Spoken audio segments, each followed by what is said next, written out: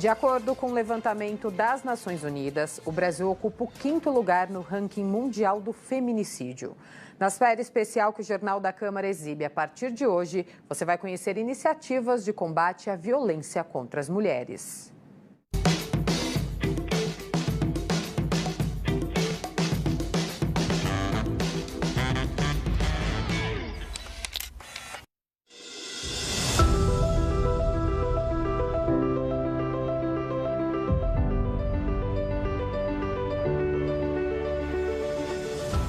De acordo com o Ministério das Mulheres, em 2023, em média, 245 brasileiras ligaram diariamente para a Central de Atendimento Ligue 180, relatando algum tipo de violência. Até outubro foram registradas mais de 74 mil ligações com pedidos de ajuda. Um aumento em relação a 2022, quando foram registrados mais de 73 mil contatos. Mais de 51 mil ligações foram feitas pela própria mulher em situação de violência.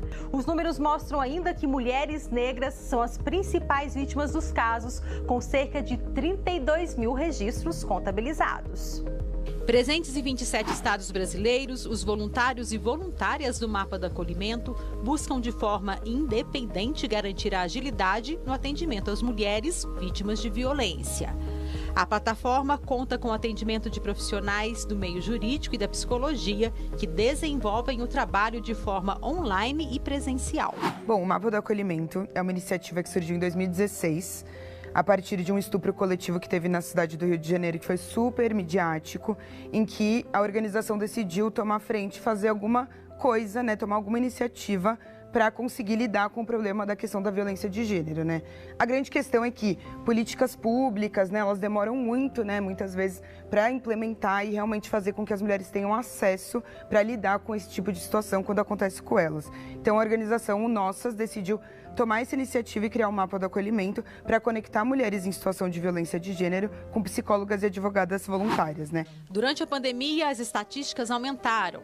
A cada minuto, 8 mulheres apanharam dentro de suas casas, sem contar as ocorrências de cunho psicológico, feridas que marcam a dignidade de muitas vítimas que tentam se isolar de agressores e companheiros abusivos.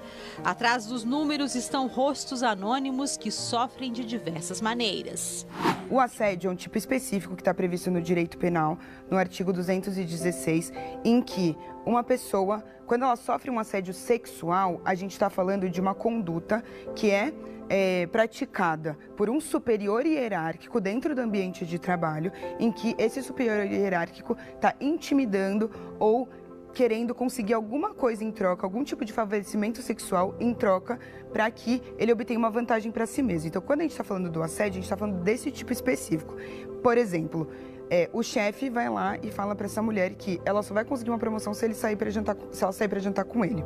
Nesse tipo de caso, a gente está falando de um assédio sexual no ambiente de trabalho, em que ele usa a posição hierárquica em que ele está para coagir aquela mulher a prestar algum tipo de favorecimento sexual para ele em troca de alguma vantagem dentro do âmbito de trabalho.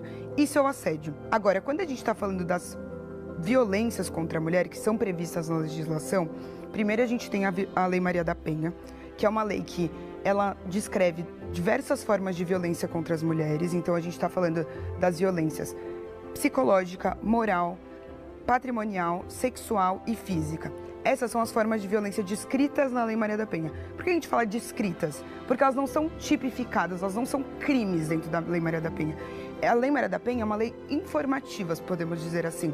Ela mostra o caminho tanto para a pessoa que está operacionalizando o direito, mas para a sociedade em geral, dizendo essa conduta ela é uma violência.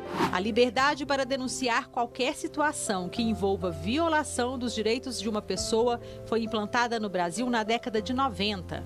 Por meio de uma ligação, é possível apontar os agressores, garantindo o anonimato.